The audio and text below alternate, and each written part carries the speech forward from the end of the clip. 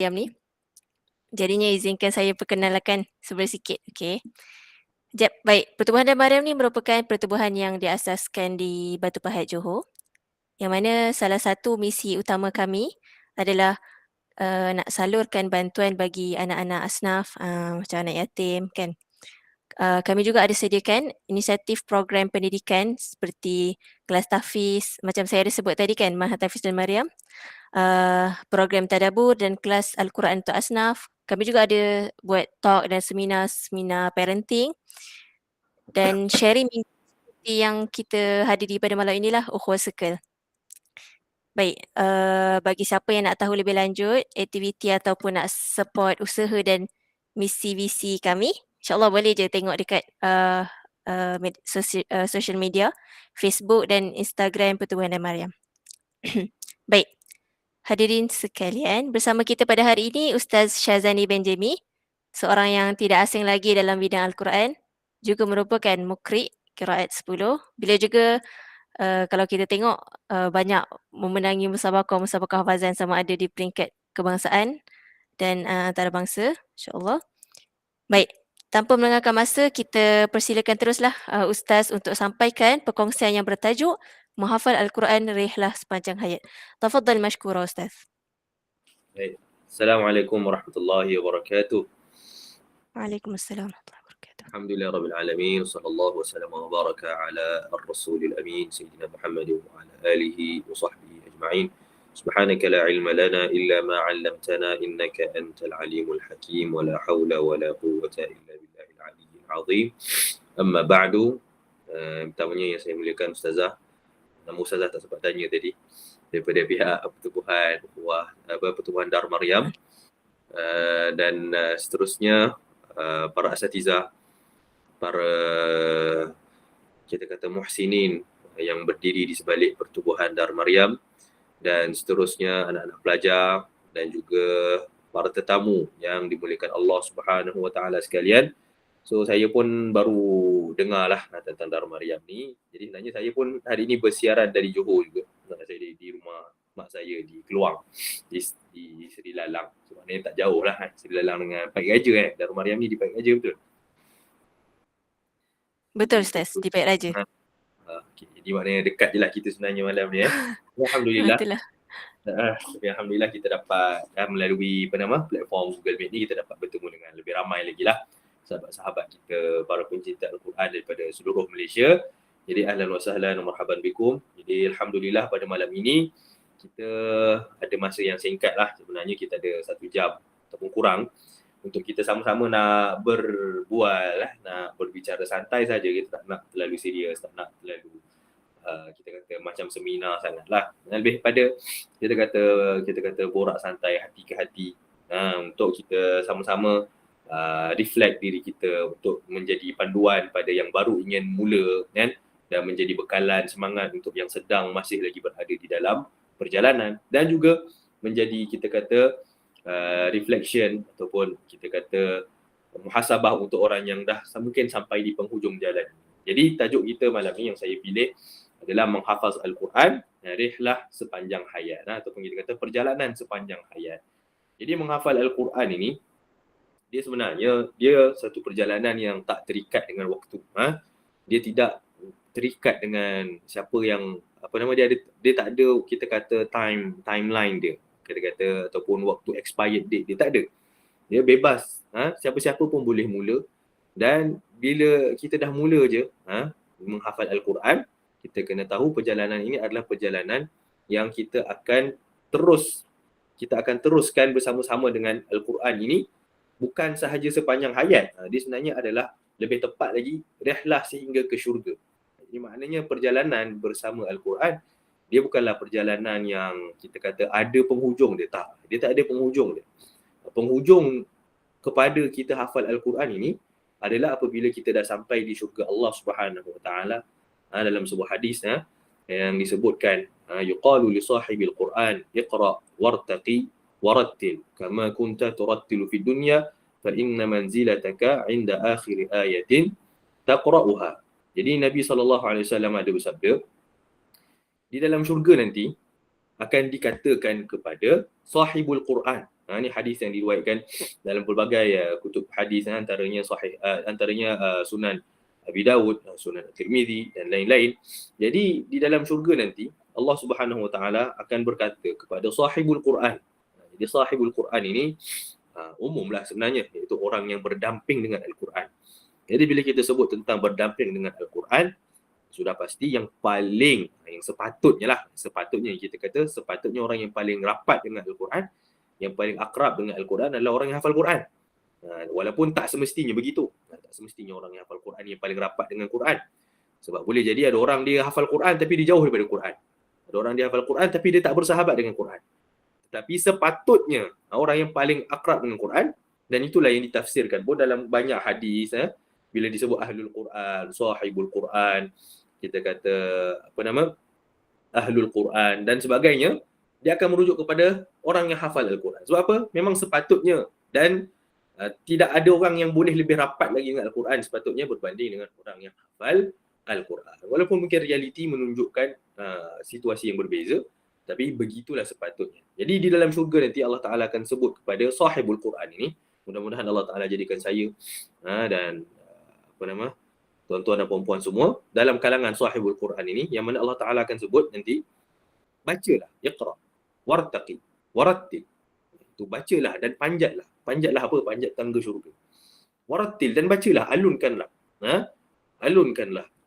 Lantunkanlah ayat-ayat Al-Quran ini kama kunta turattilu fid dunya. Seperti mana kamu dulu di dunia membaca Al-Quran. Fa inna manzilaka ataupun fa inna manzilataka, hadis manzilaka, hadis manzilataka, itu sesungguhnya kedudukanmu adalah berdasarkan ayat terakhir yang kamu baca. Jadi tangga syurga di dalam syurga besok adalah berdasarkan bilangan ayat-ayat Al-Quran. Jadi orang yang paling banyak hafalannya, yang paling banyak bacaannya, itulah orang yang akan duduk di tangga yang lebih tinggi berbanding orang lain. Jadi orang yang menghafal Quran ini, cukup sebenarnya dia tahu bahawa membaca dan menghafal Al-Quran itu sendiri adalah satu kemuliaan.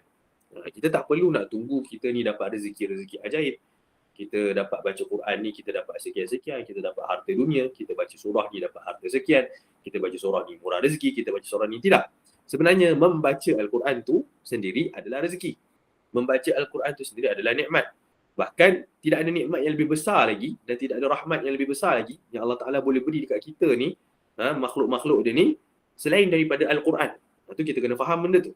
Jadi kerana nikmatnya membaca Al-Quran ini, kerana rahmatnya Al-Quran ini, yang hanya dapat dirasai oleh orang yang telah merasainya, sehingga kan ianya menjadi balasan di syurga. Faham tak? Kita baca Quran bukan nak benda-benda lain. Tapi kita baca Quran kat dunia supaya kita boleh baca Quran kat syurga. Nampak tak? Jadi itu benda yang orang mungkin tak terfikir. Kan? Kenapa kita baca Quran? Kita nak apa kat akhirat? Tak.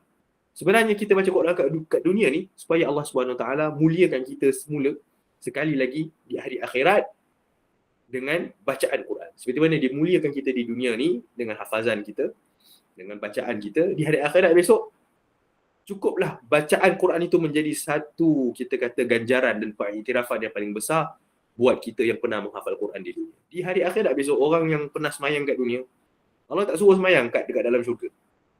Orang yang puasa kat dunia, Allah tak suruh dia puasa kat syurga. Orang yang buat haji kat dunia, Allah tak suruh dia buat haji kat dalam syurga. Tapi orang yang baca Quran kat dunia, Allah SWT akan suruh dia baca lagi Quran dekat dalam syurga. Tak ada dah ibadah lain yang kita akan repeat balik kat dalam syurga selain daripada baca Quran. Tak ada. Kita tak jumpa hadis lain Allah suruh orang yang semayang dulu semayang lagi dalam syurga. Tak ada. Orang yang pernah puasa dulu suruh puasa lagi dalam syurga. Tak ada. Tapi orang yang baca Quran dulu kat dunia, Allah akan muliakan dia, suruh baca lagi Quran. Dia baca lagi. Sebab membaca Quran itu sendiri adalah rahmat dan nikmat yang paling besar yang Allah Ta'ala boleh kurniakan kepada kita. Tidak ada nikmat yang paling besar diturunkan ke atas dunia ni untuk umat kemanusiaan seluruhnya daripada awal penciptaan langit dan bumi sehingga hari kiamat besok selain daripada Al-Quran.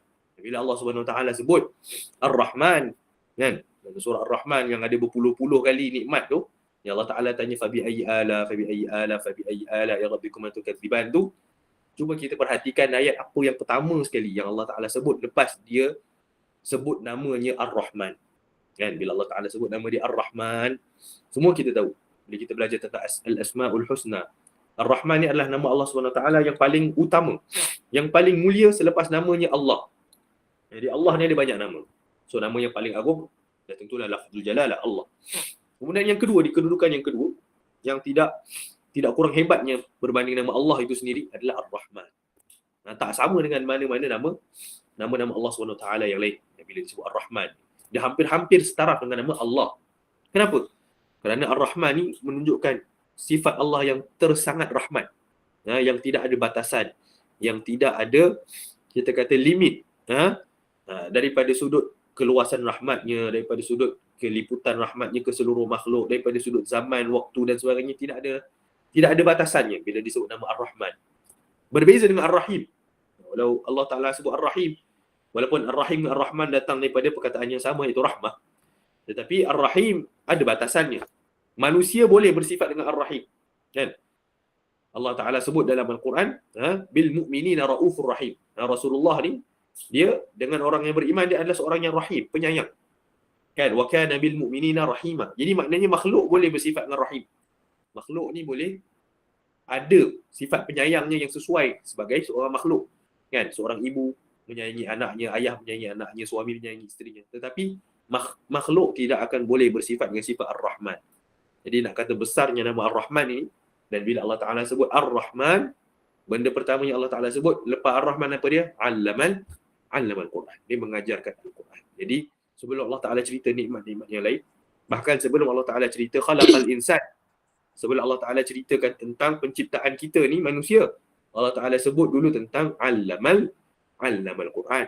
Itu antara rahmat yang paling besar adalah dia mengajarkan Al-Quran kepada kita. Jadi sebab itu kita semua mesti kena ambil peluang untuk menyimpan sedikit sebanyak ayat Al-Quran di dalam dada kita ni, supaya kita bertemu dengan Allah Subhanahu Wa Taala. Kita kata kita tak kosong kan? Kita menjadikan Al-Quran ini sebagai bekalan kita untuk kita bertemu dengan Allah Subhanahu Wa Taala. Jadi yang mana yang sedang berada di dalam ma'had tahfiz, kan, para pelajar yang sedang menghafal, maka kuatkan semangat untuk khatamkan 30 juzuk Al-Quran, untuk terus mengulang dan murajaah Al-Quran. Yang mana yang belum mula, yang masih lagi di peringkat permulaan, di awal perjalanan, maka kita kata jangan sia-siakan umur kita untuk kita lepaskan peluang usia yang Allah Ta'ala bagi ini untuk kita terus menghafal Al-Quran. Jadi ada orang dia menjadikan usia ni sebagai isu, kan.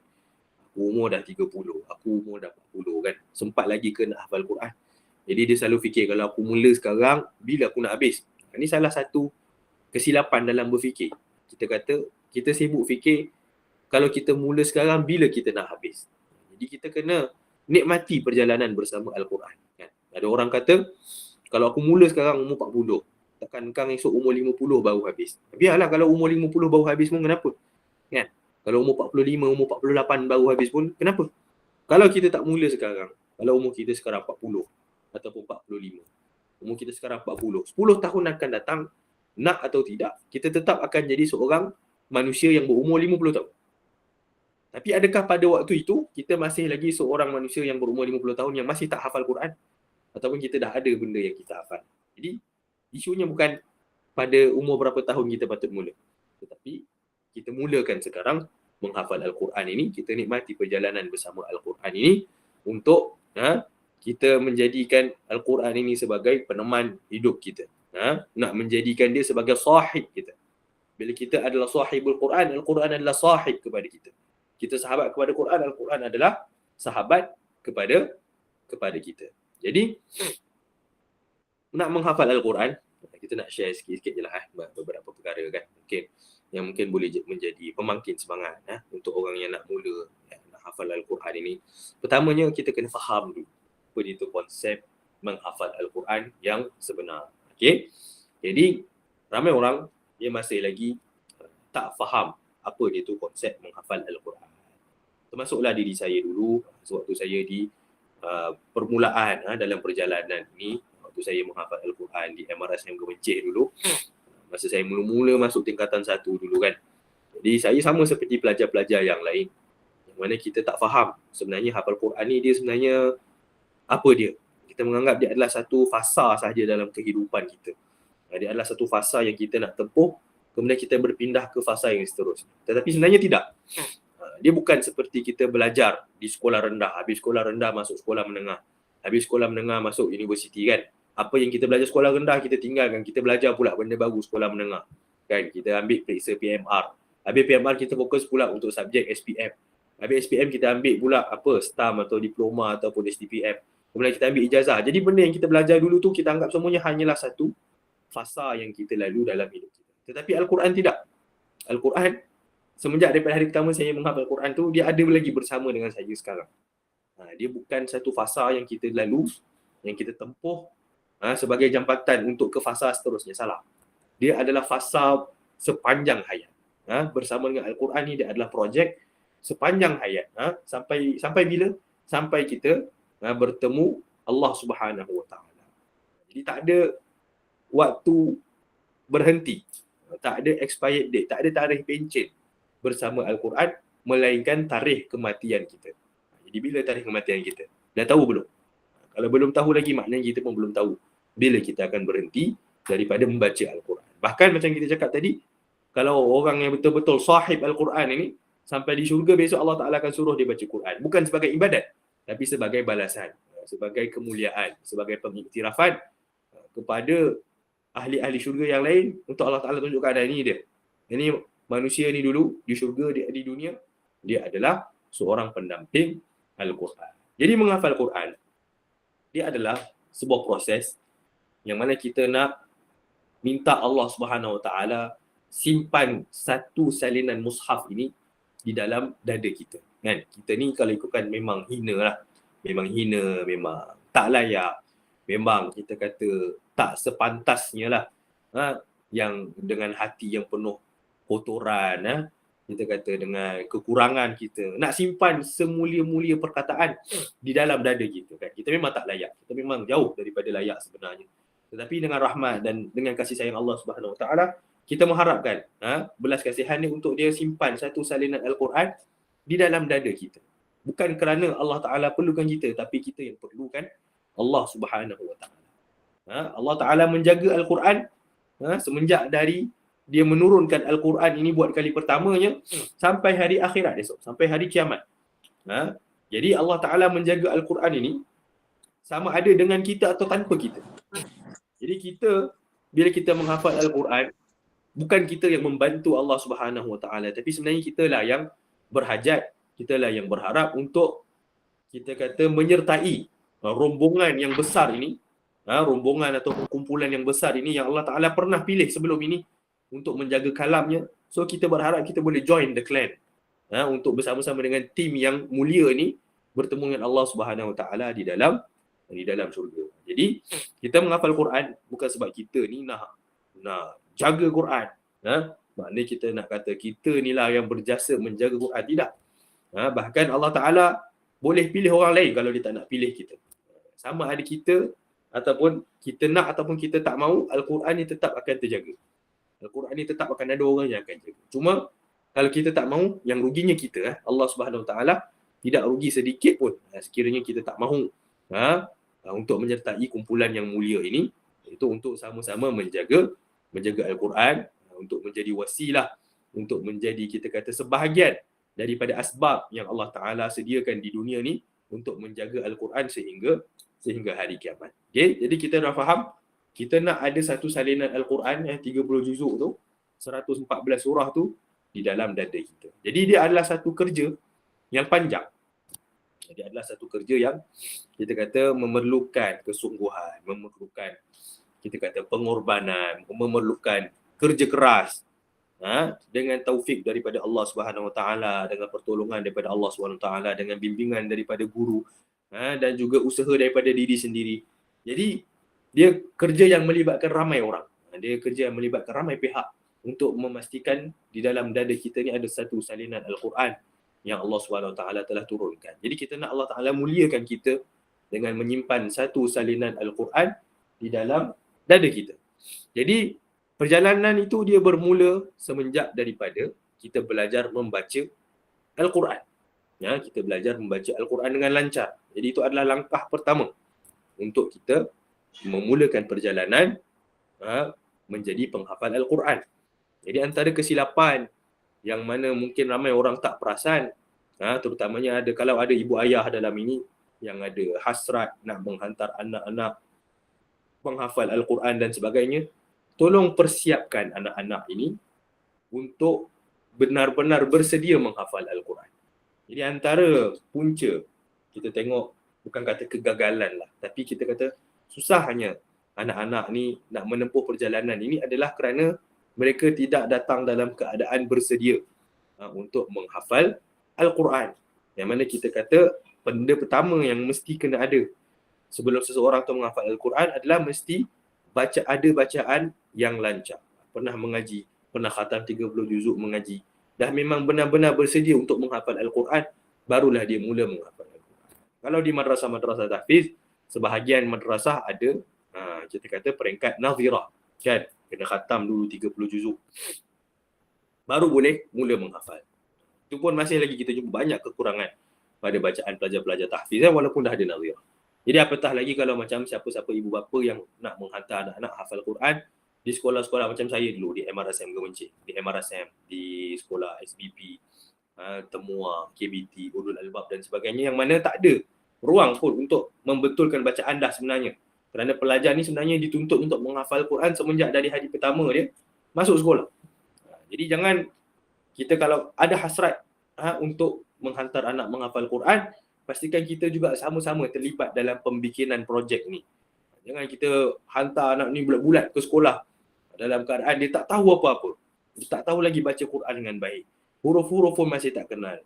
Baris atas, bawah dan depan dan mati dan sabdu semua masih lagi tertukar-tukar. Mat satu harakat dengan dua harakat pun masih belum boleh membezakan. Jadi kesian kepada anak-anak ini, dia akan memulakan perjalanan dengan keadaan yang cukup susah. Jadi bersusah-susahlah dahulu ketika mengaji. Mengajilah sampai boleh fasih, barulah mula menghafal Al-Quran. Okey, seterusnya, bila kita dah benar-benar berniat untuk menjadi penghafal Al-Quran sepenuh masa, kita kena faham bahawa sebenarnya dalam kalangan orang yang hafal Quran ini sepatutnya di antara dua sahaja. Di antara hafiz ataupun ghairu hafiz. Dia hafal atau dia tak hafal. Sebenarnya macam tu saja. Dia sebenarnya tak wujud istilah orang yang hafal tapi tak ingat. Hafal, tak ingat. Jadi sebenarnya Quran ni sama ada hafal atau tak hafal. Itu je. Kau hafal atau kau tak hafal. Jadi kalau dia boleh baca, dia hafal, dia boleh baca pada bila-bila masa, di mana-mana jua, daripada mana-mana surah atau juzuk yang dia nak, tu maknanya dia hafiz. Dia hafal Quran. Kalau dia tak boleh baca, maknanya dia tak hafal. Itu sahaja. Kan? Mungkin kita dah biasa hari ni dengan istilah hafal tapi tak ingat. Jadi sebenarnya orang yang hafal tapi tak ingat sama dengan orang yang tak hafal. Itu sebenarnya. Jadi kena faham dulu konsep. Bila kita jadi hafiz Al-Quran, kita nak sampai ke tahap apa? Kita nak sampai ke tahap kita boleh baca mana-mana ayat, mana-mana surah yang kita mahu pada bila-bila masa dan di mana-mana jua. So saya faham. Itu adalah satu peringkat yang memerlukan perjalanan yang panjang. Tapi kita semua mesti ada cita-cita untuk sampai ke tahap tersebut. Ke arah itu. Jadi kerana itu tujuan kita hafal Quran. Supaya kita boleh baca Al-Quran walaupun tak ada Quran.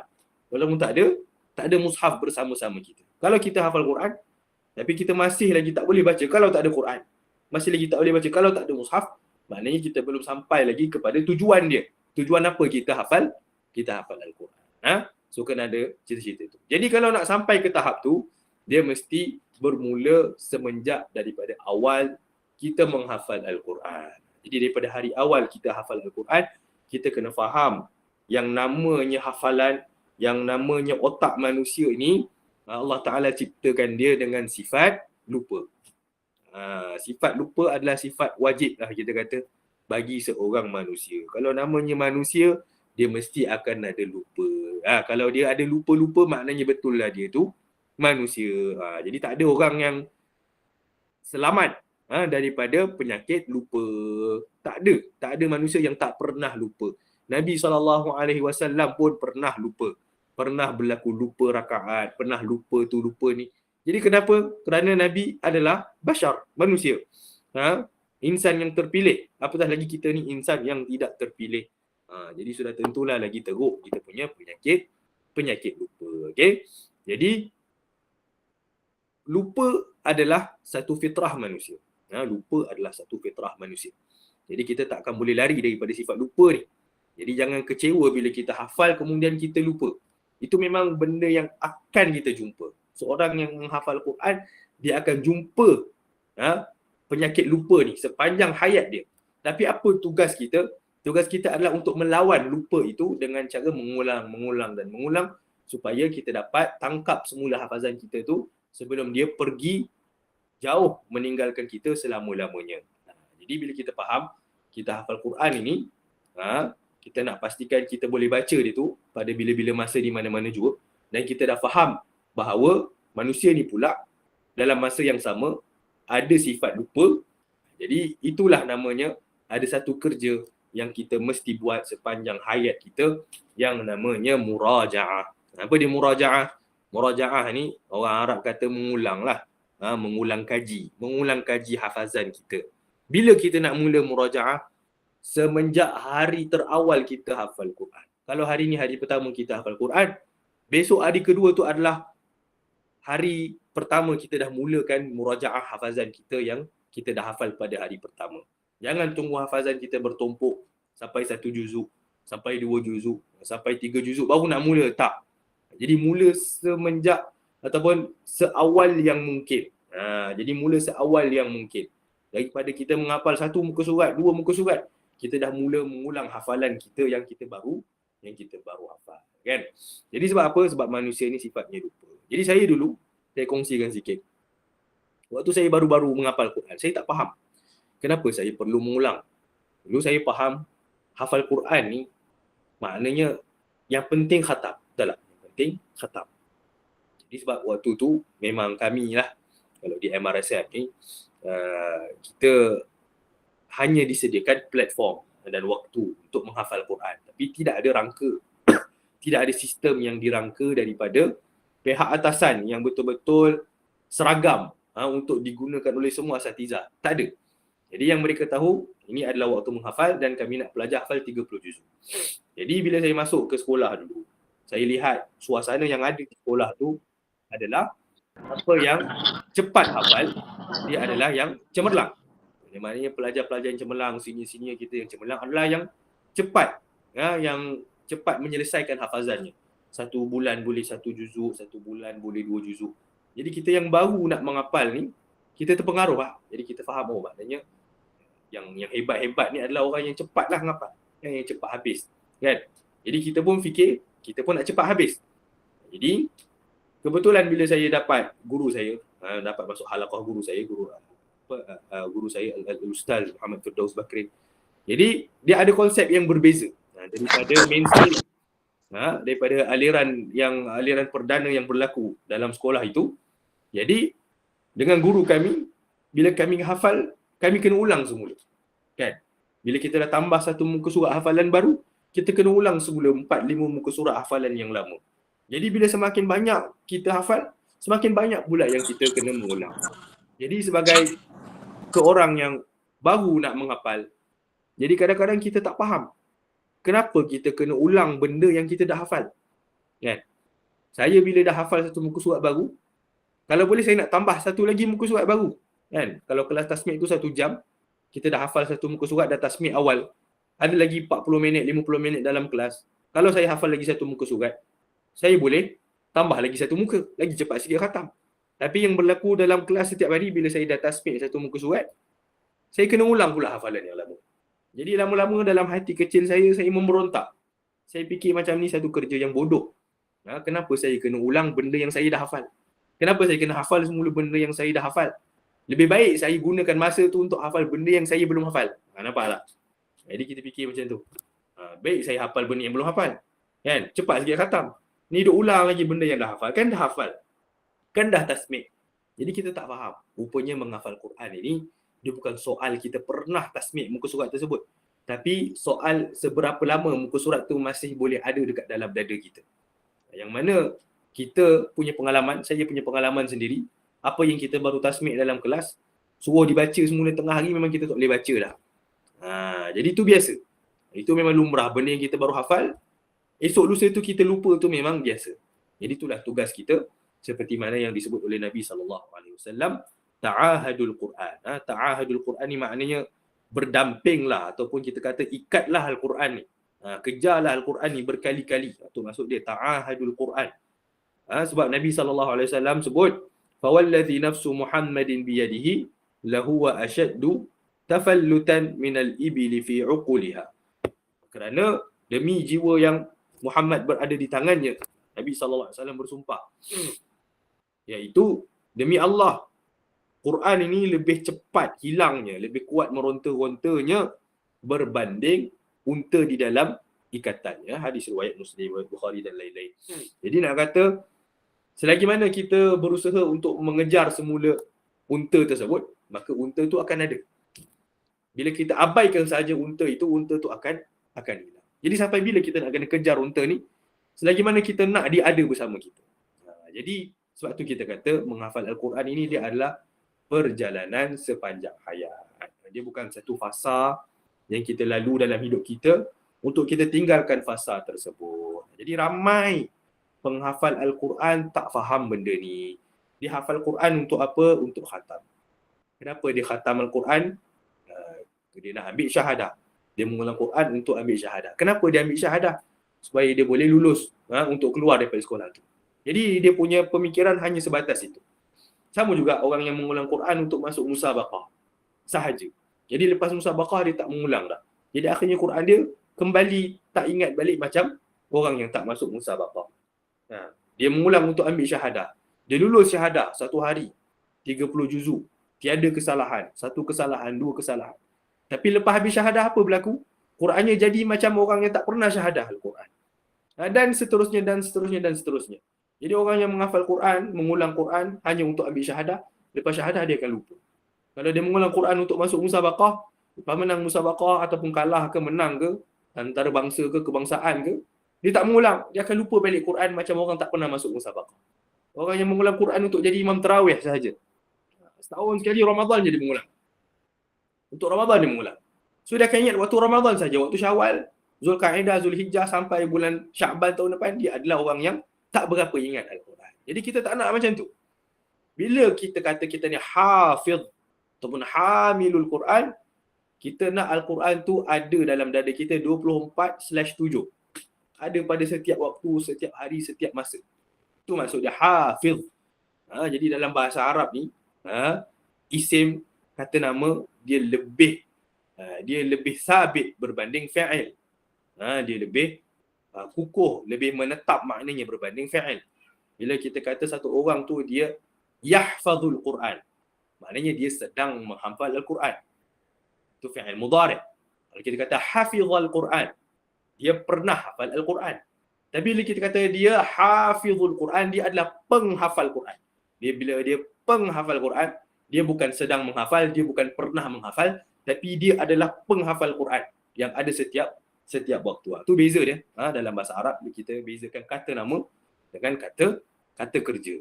Jadi kita nak Quran ni ada dengan kita ni 24 jam, 7 hari seminggu. Tidak ada hari yang Quran ni hilang daripada diri kita. Jadi tidak ada satu pun perkara yang boleh membuatkan kita merdeka daripada murajaah ataupun mengulang hafazan Al-Quran kita. Tak ada.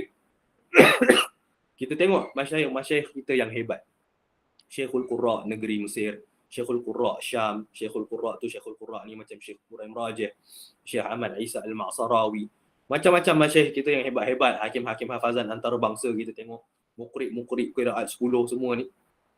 Umur dah 60, 70, 80, 90 kan. Kalau tengok Syekh Quraim Rajih, dulu dia orang selalu bawa Syekh Quraim Rajih datang Malaysia buat jaulah kan, buat daurah. Umur dah 90 lebih dan dekat 100. Saya rasa dah cecah 100 lah kalau tak salah. Tapi Quran masih lagi ada di dalam dadanya macam orang yang baru khatam semalam. Bahkan mungkin lagi lancar lagi daripada orang yang baru khatam Al-Quran. Lagi lancar lagi daripada orang yang baru lulus syahadah Al-Quran. Sebab apa? Sebab dia sahibul Quran. Dia sahabat pada Al-Quran. Dia berdamping Al-Quran. Di atas kursi roda dia sentiasa membaca Al-Quran. Jadi itu sahaja. Tak ada trik lain, tak ada tips lain untuk jadikan Al-Quran ni ada dalam dada kita. Melainkan dengan terus membaca Quran. Sampai umur 90, sampai umur 90. Sampai 100, sampai umur 100. Jadi tak ada waktu pencen. Yang mana kita boleh berhenti mengulang Quran dan makan hasil. Kita mungkin boleh makan hasil dia, tetapi dia sementara sahaja. Dia akan kembali lupa. Jadi orang yang dah pernah lulus syahadah, bukan bermakna dia tak akan lupa Quran. Dia akan lupa. Mungkin lambat sikit dia lupa berbanding orang tak syahadah, tapi dia akan lupa balik Quran. Okay? Jadi kita nak kata, jangan fikir benda-benda yang kita dah buat ni kan adalah mencukupi, dah memadai untuk kita tak mengulang Quran di masa hadapan. Tak. Jadi apa sahaja yang kita buat sekarang, waktu muda ni, kita usahakan. Kalau kata kita kena ambil syahadah, buat syahadah 30 juzuk. Usahakan buat satu hari 30 juzuk. Usahakan baca sampai baca tak ada salah. Buat. Ada musabaqah masuk.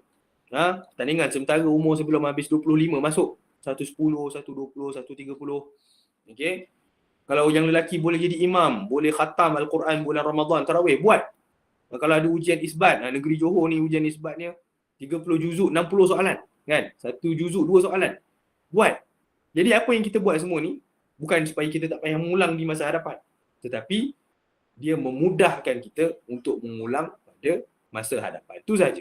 Tak lebih daripada itu. Dia hanya sekadar membuatkan kita ni boleh baca Quran di mana-mana jua pada bila-bila masa, dari mana-mana juzuk yang kita nak dan surah yang kita nak. Itu saja. Jadi kalau kita fikir kita buat tu supaya kita tak payah mengulang, kita salah. Dia hanya memudahkan kita untuk mengulang di masa hadapan. Jadi memudahkan kita untuk beradaptasi dengan watak-watak baharu kita. Jadi kegagalan, antara kegagalan lepasan tahfiz ataupun orang-orang yang pernah hafal Quran, tak mampu mengekalkan hafalan di dadanya adalah kerana dia tak mahu ataupun tak mampu nak beradaptasi dengan watak semasa dia. Dia adalah bekas pelajar tahfiz. Di tahfiz dulu dia ada 24 jam untuk hafal Quran. Untuk mengulang, nak baca sabak, prasabak, manzil, muftah, khatam, buat syahadah. Kemudian dia bertukar menjadi seorang guru tahfiz. Okey. Dia menjadi ataupun dia keluar daripada bidang tahfiz. Dia bukan lagi seorang pelajar. Jadi akhirnya Quran dia perlahan, kita kata sedikit demi sedikit, perlahan-lahan dia akan makin hilang sampai satu tahap dia tak boleh baca langsung dah mana-mana juzuk yang kita nak dia baca. Jadi orang yang pernah syahadah tapi lupa Quran itu benda yang tidak mustahil dan ramai sebenarnya orang yang pernah syahadah tapi tak ingat Quran. Sekarang kita rasa macam tak masuk akal. Tapi sebenarnya kita tak mengulang 1 tahun dah cukup sangat dah untuk membuatkan kita lupa semua Al-Quran yang kita pernah baca. Jadi kita kena faham, kita menghafal Quran ni, sebab tu kita sebut dia adalah perjalanan sepanjang hayat. Tidak ada tempoh untuk berhenti daripada kita menghafal Al-Quran. Jadi bila kita bersungguh-sungguh sewaktu muda ni untuk dapatkan hafalan yang betul-betul mutqin, tujuannya adalah supaya kita ni mudah nak beradaptasi. Maknanya bila kita jadi guru, kita tahu macam mana nak mengulang sebagai seorang guru. Kesilapan ramai guru tahfiz ni, dia rasa dia dengar tasmih anak-anak murid dia tu dah cukup dah untuk dia tak payah mengulang. Dia bergantung pada tasmih anak murid dia. Sekali bila kita tebuk dia ujian isbat, kita tebuk dia untuk jadi imam tarawih, juzuk 1, juzuk 2 tak boleh baca, datang bawa sijil syahadah tapi tak boleh baca. Kerjaya guru tahfiz lepasan syahadah tapi tak boleh baca. Kenapa? Sebab rupanya dia sepanjang dia jadi guru tahfiz, dia hanya dengar pelajar baca, dia suruh pelajar baca tapi dia tak baca. Itu sangat-sangat mengaibkan lah. Kan? Jadi lagilah tak heran lah kalau orang yang bukan guru tahfiz ni lupa Quran. Sebab dia tak tahu macam mana nak mengulang sebagai seorang guru. Kalau dia jadi apa pula? Dia jadi pelajar universiti. Dia tak tahu nak mengulang sebagai seorang pelajar universiti. Dia tak tahu nak mengulang sebagai seorang suami, sebagai seorang isteri, sebagai seorang ibu, sebagai seorang apa sahaja watak kita yang kita akan hadapi pada masa hadapan, kita kena pastikan Al-Quran ada dalam agenda harian kita. Dia tak terlepas kerana kita sekian-sekian. Jadi sebab tu kena pastikan hafazan kita benar-benar kukuh pada waktu muda ni, supaya besok bila kita dah dewasa, kita dah berpindah fasa kita daripada seorang pelajar tahfiz kepada fasa-fasa yang lain. Kita masuk sekolah, kita masuk universiti, kita masuk kita masuk alam kerjaya, alam rumah tangga, kita boleh baca Al-Quran ini tanpa terikat dengan waktu, tanpa terikat dengan tempat, tanpa terikat dengan masa. Sebab apa? Al-Quran ni dah ada kat sini. Kalau kita suruh dia baca sekarang juzuk 8, dia boleh baca walau annana nazzalna Sampai habis wa in kana ta'ifatun minkum amanu billadhi ursiltu bihi. Dia boleh baca. Jadi sebenarnya kemahiran itulah yang sangat penting untuk dibina pada usia muda ni, pada waktu kita berada di fasa tahfiz ini, untuk kita boleh kekal menjaga Al-Quran pada usia dewasa kita. Saya nak kongsi satu lah, pengalaman saya lah. Mungkin kita kata ni penutup lah sebelum kita buka sesi soal jawab kan. Saya sendiri menghafal Al-Quran di MRSM Gemenceh, tingkatan 1 sampai tingkatan 5. Saya khatam di tingkatan 3. Kemudian waktu di fasa itu, saya banyak masuk musabaqah lah, masuk pertandingan dengan dorongan daripada guru saya, daripada peringkat negeri, kebangsaan, antarabangsa. Kemudian habis sekolah tu, habis tingkatan 5 saya ambil STAM di sebuah ma'had yang berdekatan dengan MRSM juga, di Gemenceh juga. Kemudian saya sempat masuk ke UIA setahun, dan kemudian bila saya dapat tawaran ke Madinah, Universiti Islam Madinah, saya sambung kuliah Al-Quran dan Pengajian Islam di Universiti Islam Madinah. Jadi dulu saya punya pemikiran, saya punya tanggapan mungkin sama seperti kebanyakan orang yang lain. Ialah bila kita nak ingat Quran, kita kena ambil kos Quran. Kita ambil kos Quran, kuliah Al-Quran, diploma Al-Quran, diploma tahfiz, ijazah sarjana muda tahfiz ni membuatkan kita ni dekat dengan Quran lah kononnya. Sedangkan rupanya ramai orang yang ada diploma tahfiz, ijazah sarjana muda tahfiz dan lain-lain ini rupanya tak ingat pun Al-Quran. Jadi sebenarnya pengalaman saya sendiri, walaupun saya belajar di Universiti Islam Madinah, iaitu dengan kos Al-Quran dan Pengajian Islam, Kuliatul Quran wa Dirasat Al-Islamiyah. Tapi percaya tak kalau saya cakap, saya tak ada masa pun nak baca Quran sebenarnya. Saya tak ada masa nak baca Quran sebenarnya. Jadi sebab bila saya belajar di Madinah, jam kredit banyak. Satu semester 22 hingga 25 jam kredit setiap semester. Bezalah waktu saya belajar kat UIA, saya sempat rasa setahun belajar di Malaysia. Saya rasa banyak waktu santai kat UIA, saya boleh mengulang bila-bila masa saya nak. Walaupun saya bukan kos Quran kat UIA. Dan bila saya pergi Madinah, lagi susah saya nak baca Quran. Sebab nama kuliah Al-Quran, tapi sebenarnya tak ada subjek Quran. Subjek Hifzul Quran tu tak ada. Sebab untuk masuk kuliah tersebut, dia akan interview kita punya 30 juzuk. So maknanya kalau lulus ujian tersebut, ujian 30 juzuk tu, Syafawi, baru boleh masuk kuliah. Kalau tak, dia akan suruh masuk kuliah lain, hadis, syariah, usuluddin ataupun bahasa Arab. Jadi Quran hanya akan disoal pada ujian Syafawi Qiraat setiap semester 30 juzuk. Tapi subjek Quran tak ada. Cuma waktu Syafawi Qiraat akan ada Syafawi 30 juzuk sekali. Waktu tu saja. Jadi maknanya mereka percaya kepada kita untuk jaga Al-Quran sendiri. Jadi bila belajar di kuliah Al-Quran, kita dah fokus nak belajar qiraat dengan tafsir. So qiraat ni kena hafal matan Syatibiyah, matan Durrah, matan Jazariyah, matan Mawridul Dham'an, Al-Fara'idul Hisab. Macam-macam matan nak kena hafal setiap semester. Jadi saya ni asalnya adalah seorang yang tidak biasa membaca Quran selain daripada keadaan duduk. Maknanya saya bukan orang yang biasa membaca Quran ni sambil jalan-jalan, sambil buat kerja lain. Tak boleh. Nak baca Quran mesti duduk, mesti mengaji, mesti bersila, mesti pegang mushaf. Okay. Jadi bila saya belajar di Madinah, setiap kali saya duduk, saya nak hafal benda lain. Saya nak hafal matan, saya nak hafal Syatibiyah, saya nak hafal Durrah. Dan saya ada daftar halaqah-halaqah di Masjid Nabawi. Saya kena prepare apa yang saya nak tasmik di Masjid Nabawi, di halaqah dan sebagainya.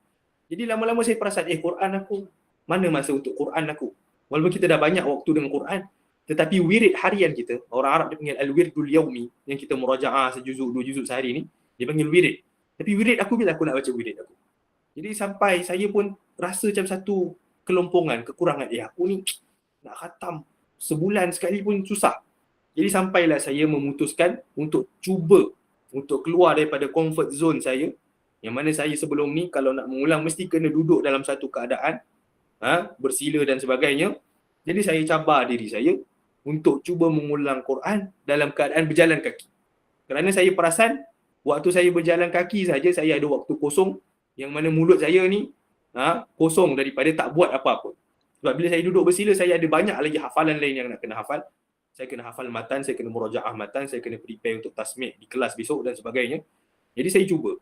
Jadi saya perasan bila saya pergi Masjid Nabawi setiap hari, naik bas akan parking jauh daripada Masjid Nabawi. Kan? Sebab bas percuma ni dia parking jauh.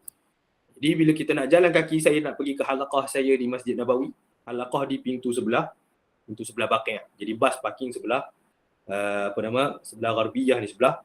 Jauh lah, kita nak kata kena melintasi Masjid Nabawi tu nak sampai ke halaqah. Jadi kadang-kadang jalan kaki daripada bas tu saja ke Masjid Nabawi nak sampai ke halaqah kita tu boleh mencecah 25 minit, 20 minit. Jadi 20 minit, 25 minit kalau kita baca secara hadar, boleh dapat satu juzuk. Boleh dapat satu juzuk yang kita dah lancar. Jadi mula-mula memang kita rasa susah. Kita rasa tercungak-cungak. Kita baca dalam kepanasan ni, di bawah matahari ni, kan, dengan berjalan kaki laju ni nak mengejarkan waktu sampai ke halaqah. Tapi saya cuba. Lama-lama menjadi kebiasaan. Daripada kita rasa kita cuba tu dengan bisyikil anfus, dengan kesusahan, kepayahan tu, lama-lama itulah menjadi kebiasaan saya sampai ke hari ni. Walaupun sekarang ni dah tamat belajar dan sebagainya, tapi itulah sekarang kebiasaan saya. Akhirnya saya faham nak baca Quran, nak mengulang Quran ni rupanya dia tak perlu terikat dengan tempat dan tak perlu terikat dengan masa. Jadi kalau kita sibuk seharian pun pasti akan ada waktu mulut kita ni tak sibuk. Contoh kita bawa kereta, kan? Kita bawa kereta yang sibuk tangan dan kaki kita, mulut kita sibuk tak? Mulut kita tak sibuk. Tapi rugi, kita tak boleh baca Quran waktu tu sebab kita tak ingat. Jadi sebab tu kenapa kita kena ulang sampai kita ingat dengan peluang-peluang yang ada sekarang bila berada di madrasah dan sebagainya, supaya kita dapat mengisi sela-sela waktu kita yang mana mulut kita tidak sibuk tu, kita boleh isinya dengan bacaan Quran.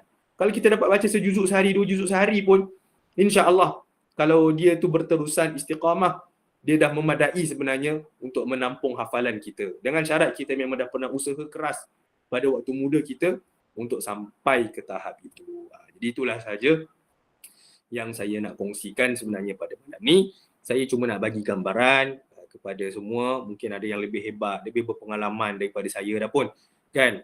Tapi terutamanya untuk yang masih baru-baru, yang sedang menghafal, yang baru khatam, yang sedang mengulang untuk ujian syahadah, yang baru lulus syahadah, kena faham sebenarnya dia tak ada titik noktah bersama Quran.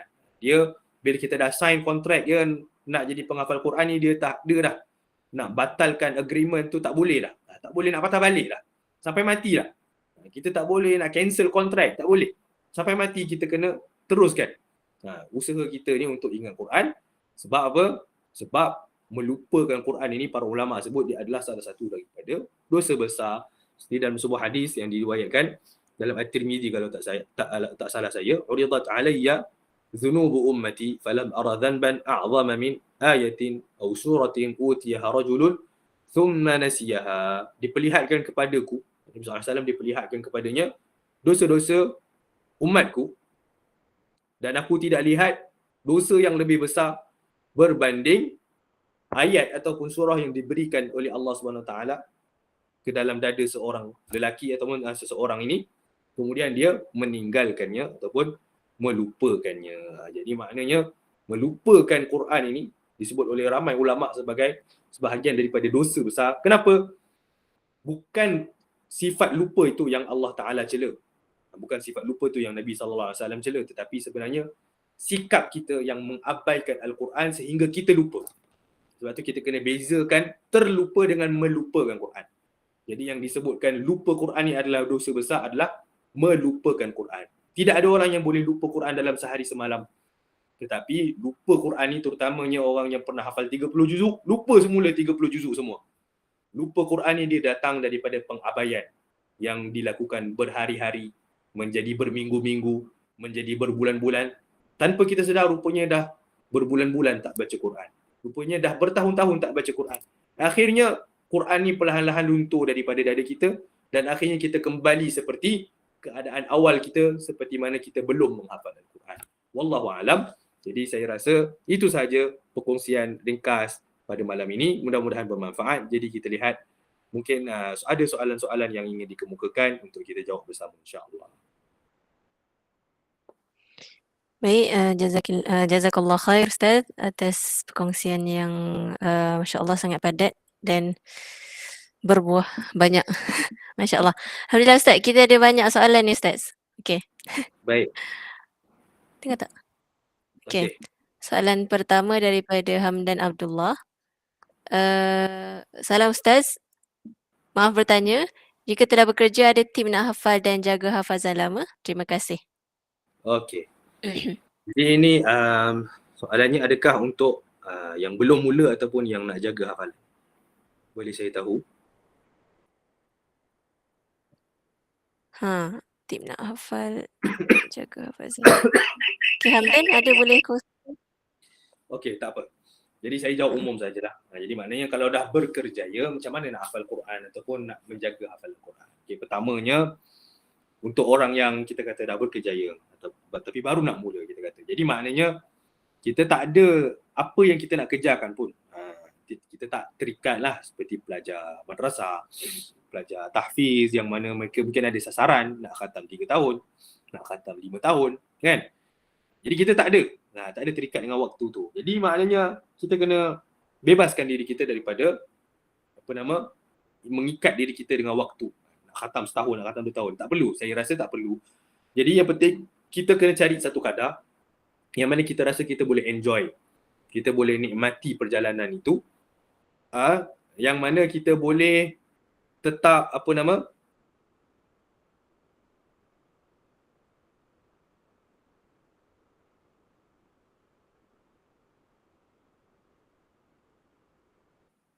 Assalamualaikum. Saya keluar tadi. Lag sikit tadi Ustaz. Tapi dah okey dah. Saya cuba nak tekan soalan tau. Bila saya tekan yang soalan tu saya kena reject daripada college. Saya tak tahu Oh, ya ke? Saya ingat nak baca soalan-soalan tu, tak boleh baca.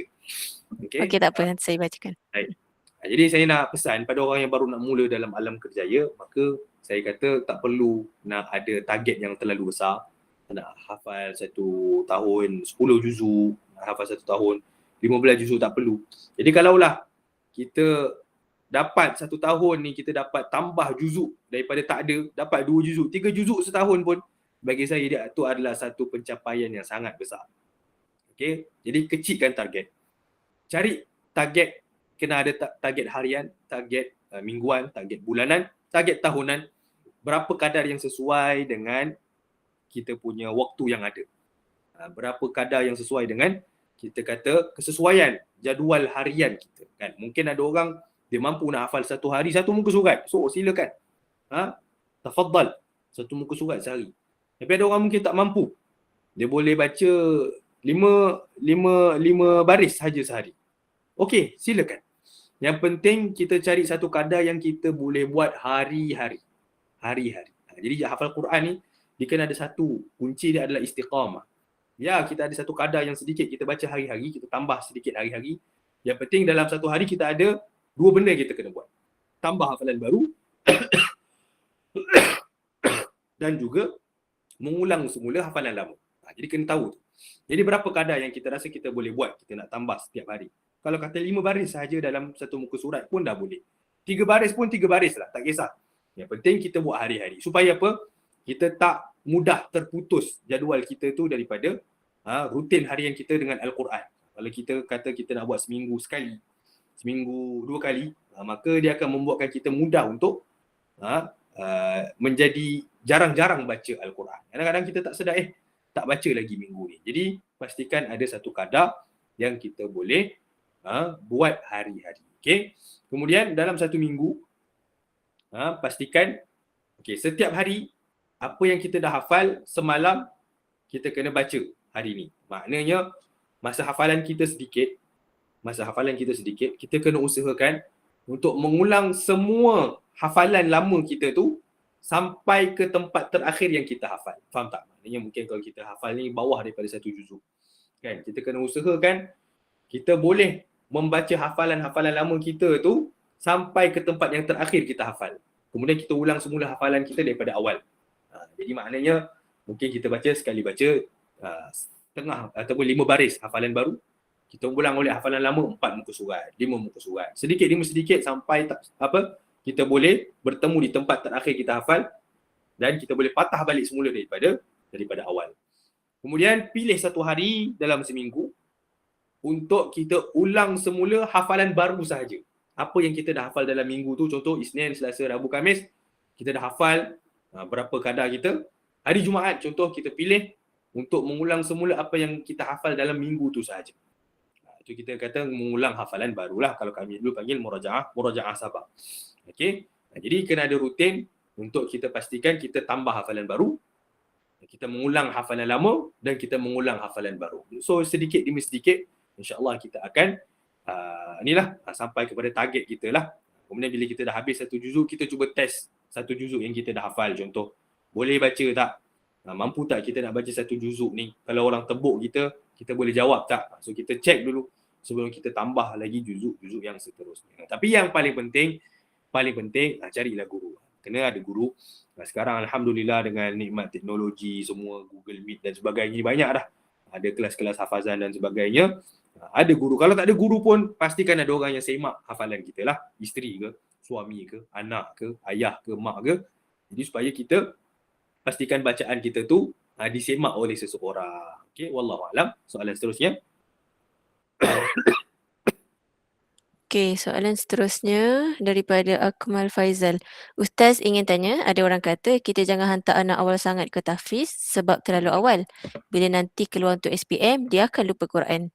Mohon pencerahan dan bila waktu yang sesuai untuk hantar anak untuk tahfiz. Okey. Ini macam saya cakap tadi lah. Jadi sebenarnya benda pertama lah, benda yang paling penting sekali yang kena ada dalam diri seorang pelajar tahfiz dan ibu bapa dan semua yang terlibat dalam pembikinan karakter seorang pelajar tahfiz ni, guru-guru dan sebagainya, kena bagi faham kepada anak-anak itu bahawa menghafal ni dia bukan satu fasa yang dia akan dia akan tinggalkan. Bahkan dia akan menjadi sebahagian daripada sistem hidup dia sampai dia mati. Tak kisah pun umur berapa dia mula. Dia mula masa kecil ke, dia mula masa sekolah menengah ke, dia mula waktu diploma ke, sebenarnya mana-mana waktu pun kalau dia tak faham menghafal Quran tu apa, dia tak faham konsep menghafal Quran ni adalah perjalanan sepanjang hayat, maka dia akan berhenti menghafal. Jadi sebenarnya mana-mana peringkat pun sama je. Boleh jadi orang tu menghafal waktu kecil, tapi dia faham. Dia memang cintakan Al-Quran. Dia akan mengulang Quran sampai dia tua. Ada orang mungkin menghafal waktu sekolah menengah. Ada orang menghafal waktu diploma. Tapi lepas diploma dia tak mengaji dah Quran. Jadi sebenarnya dia bukan pasal usia. Dia bukan pasal umur. Tapi dia sebenarnya adalah kita kata follow up yang berterusan daripada pelbagai pihak, daripada ibu bapa, daripada guru-guru dan sebagainya untuk memastikan anak ni faham kenapa dia hafal Quran. Jadi guru-guru apa yang dia kena bekalkan kepada diri seorang pelajar? Ada dua benda. Itu macam mana nak jaga Quran dan perasaan cinta dia untuk jaga Quran. Dia ada kena dua benda tu. Ada orang dia tahu macam mana nak mengulang tapi dia tak nak mengulang. Tak boleh buat apa kan? Dia tak nak mengulang. Dia tahu nak mengulang macam mana. Dia pernah dah buat syahadah dah pun. Dah lulu dah syahadah 30 juzuk. Bayangkan boleh baca 30 juzuk satu hari. Senang ke susah? Bukan semua orang boleh buat baca 30 juzuk satu hari. Tapi lepas tu dia tak nak jaga Quran. Kita nak buat macam mana? Jadi sebenarnya apa-apa pun dia berbalik kepada taufik daripada Allah Subhanahu Wa Taala. Jadi taufik yang Allah Taala beri itulah yang membuatkan orang ni dia boleh nak jaga Quran ataupun tidak. Sebab tu para ulama sebut benda pertama sekali yang kita nak minta dengan Allah Ta'ala sebelum kita hafal Quran adalah kita nak minta dengan Allah Ta'ala supaya kita ni cinta Quran. Hubbul Quran. Kita minta Allah Ta'ala campak ke dalam diri kita ni perasaan cinta Quran. Jadi bila kita cinta Quran ni, kalau kita ni pelajar yang paling lemah sekalipun, kita tak akan tinggal Quran. Ya, walaupun kita ni ngapal tak ingat-ingat pun, kita akan tetap baca Quran. Tak tinggal Quran. Tapi kalau tak ada cinta Quran tu, kita ni pelajar paling cemerlang sekalipun, menghafal paling cepat sekalipun, 8-9 bulan hafal Quran dah khatam, 2 tahun hafal Quran dah siap syahadah, tapi tak ada cinta Quran. Lama-lama akhirnya dia tinggalkan Quran, dia menganggap itu adalah satu kejayaan yang dia pernah capai dalam hidup dia dan itu sahaja. Jadi Quran ni dia bukan macam kejayaan duniawi yang lain kan. Kita belajar untuk SPM. Untuk apa kita belajar tu? Untuk ambil SPM. Betul lah. Itu memang betul lah. So kita ambil ujian, kita dapat slip peperiksaan, dapat sijil, dah lulus. Khalas. Siapa nak lagi baca buku sejarah banyak-banyak kali? Nak baca buku matematik banyak-banyak kali? Tak ada dah. Kita buat tu memang untuk dapat sijil. Tapi Quran tak macam tu. Kita buat tu bukan sebab nak sijil-sijil tertentu, nak capai kejayaan tertentu, nak jadikan dia satu trofi yang kita boleh buat dia sebagai kenangan. Tak. Quran ni dia takkan pernah jadi kenangan. Dia adalah perjalanan yang kita kena tempuh bersama-sama dia sampai bila-bila. Okey, ada lagi soalan seterusnya? Baik Ustaz, kita ada banyak soalan. Ustaz okey ke untuk jawab ataupun Ustaz boleh baca? Okey, kita tengok dulu. Saya cuba tengok sekejap. Saya masuk daripada Ada soalan ketiga daripada Nur Azwan Khairi. Okey, sekejap in call messages. Kenapa tak ada? Okey, tak apa. Tak apa Ustaz, saya baca. Okey. Baik. Assalamualaikum warahmatullahi wabarakatuh Ustaz. Saya Azwan, alumni Mahatafiz Qiblah, Sepang dan sekarang melanjutkan pelajaran. Macam mana nak konsisten dalam istiqamah murajaah dan cara informal menghafal Al-Quran? Barakallahu fikum. Cara nak Ini macam lebih istiqamah. kurang dengan soalan awal tadi. Okey. Saya kata, saya jawab ringkas je lah. Cara nak istiqamah mengulang Quran ni macam saya cakap tadi lah. Pertamanya dia kena ada disiplin. Jadi disiplin ni satu benda yang kita kena bentuk lah dalam diri kita. Jadi kalau kita mengulang Quran ni kita tak boleh tunggu semangat. Orang ni mengulang Quran ni tunggu semangat kan. Semangat ni dia sekali-sekali datang adalah kan, macam apa pertubuhan Dar Maryam buat kita kata pertemuan malam ni kan. Sekali-sekala lah kan. Setahun sekali mungkin 2 tahun sekali adalah kita dapat join grup-grup macam ni. Tapi hari-hari yang lain dia kena ada disiplin. Kalau nak kata semangat, saya pun tak ada semangat hari-hari nak mengulang Quran. Tapi saya buat juga. Tu kita panggil disiplin. Kita buat walaupun kita tak mahu buat.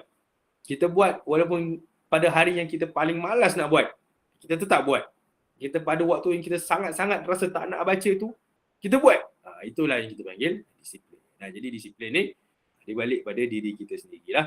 Jadi kita tahu dah macam mana nak mengulang. Okay? Kemudian kita kena ada disiplin. Bila ada disiplin tu, apa pun yang berlaku, ribut taufan, badai, tsunami ke apa ke, kita tetap boleh baca Quran.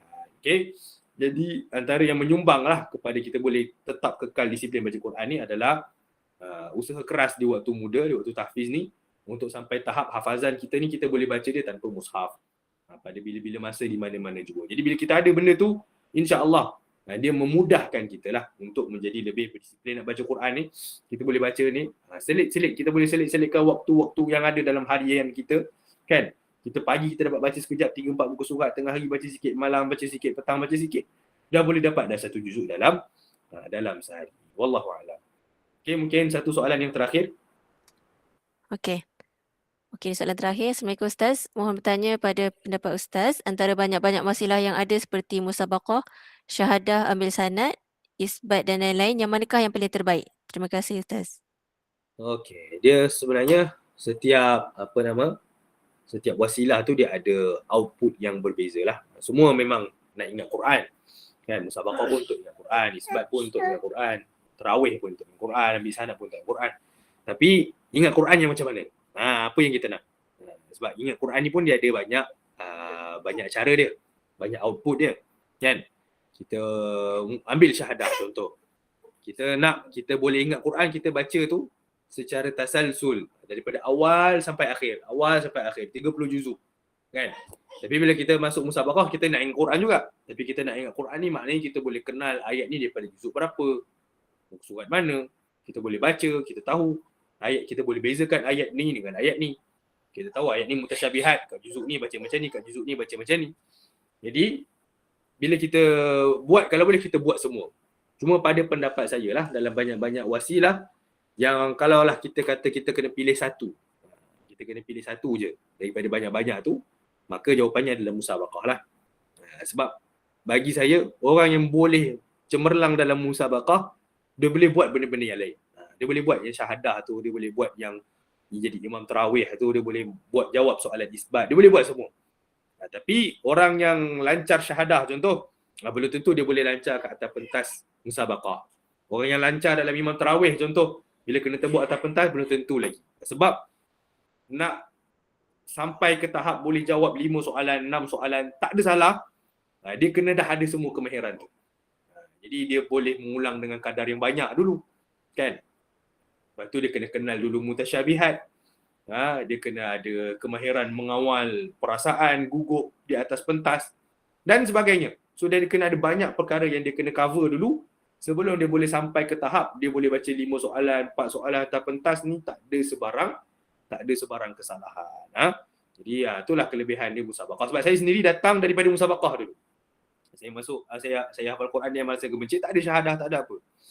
So daripada tingkatan 1 saya masuk, start saya hafal Quran tingkatan 1, tingkatan 2 saya dah start masuk musabaqah. Tingkatan 2, tingkatan 3, tingkatan 4, tingkatan 5. Daripada 10 juzuk, 20 juzuk, 30 juzuk. Kemudian saya dah pencen musabaqah semua, baru saya ambil syahadah. Saya ambil syahadah tu pun masa tu nak tengok saja, kita kata nak semak semula diri sendiri ni kan. Dah tak masuk musabaqah ni, ingat lagi tak Quran? Kan? Kita mengulang, bila dah tak ada musabaqah, kita mengulang Kita mengulang macam biasalah. Jadi bila buat syahadah alhamdulillah boleh buat. Rupanya 30 juzuk satu hari tak ada salah tu boleh buat. Kan? Kemudian bila kita buat benda-benda yang lain, kalau suruh baca dalam tarawih nak baca sejuzuk sehari pun boleh buat. Jadi maknanya nak kata orang yang datang daripada musabaqah ni, kalau suruh dia buat syahadah, kalau suruh dia buat benda-benda yang lain tu, insya-Allah dia boleh buat. Dengan syarat dia masuk musabaqah tu bukan setakat masuk ah. Kalau masuk baca banyak salah tu, tak belum optimum lagi lah dia punya hasil dia. Tapi maknanya kita nak kata dia kena usaha sampai tahap dia boleh baca 5 soalan tu tak ada salah. Macam tu. Macam kita tengok Johan kebangsaan yang baru-baru ni kan. Johan apa nama 130 lelaki, Johan 130 perempuan, Johan 120 lelaki, 120 perempuan. Masing-masing baca semua tak ada salah. Jadi dia orang dah sampai tahap tu. Bila dah sampai tahap tu, kalau kita suruh dia buat syahadah tu, insya-Allah lah dia boleh buat tanpa kesusahan. Wallahu alam. Baik, terima kasih Ustazah. Okay, baik. Sama-sama Ustaz. Jazakallah khair juga. Minta maaf pada semua yang tanya soalan yang lain ni. Masa kesentukan kita tak dapat nak jawab semua. Tapi insyaAllah moga jawapan daripada soalan-soalan yang lain dapat membantu dan memberi pencerahan buat siapa yang bertanya. Okey, baik. InsyaAllah kita sampai di sini saja. Jazakumullah khairan kathira buat semua yang hadir pada malam ini. Terima kasih banyak-banyak. Semoga semua yang hadir pada malam ini dengan niat nak menjadi penghafal Al-Quran, nak menjadi sahibul Quran. Allah bantu, Allah kurniakan apa kita panggil disiplin dan semangat yang kuat sehingga kita bertemu Allah insya-Allah. Semoga Allah jadikan kita hafizul Quran yang dapat baca Al-Quran di syurga kelak insya-Allah. Saya ada nak sampaikan pesanan terakhir sebelum kita keluar. Silakan Ustaz, silakan. Itu pendek saja. Ulang sampai pulang. Ulang. Baik, masya-Allah. Ingat semua, ulang sampai pulang. Tulis dekat nota ataupun dekat Al-Quran ke, dekat home screen ke, supaya ingat sampai bila-bila insya-Allah. Okey, kita akhiri dengan Allahumma bihamdika asyhadu an la ilaha illa anta astaghfiruka wa atubu ilaik. Terima kasih semua. Assalamualaikum. Assalamualaikum. Jazakumullah khairan. Terima kasih Ustaz.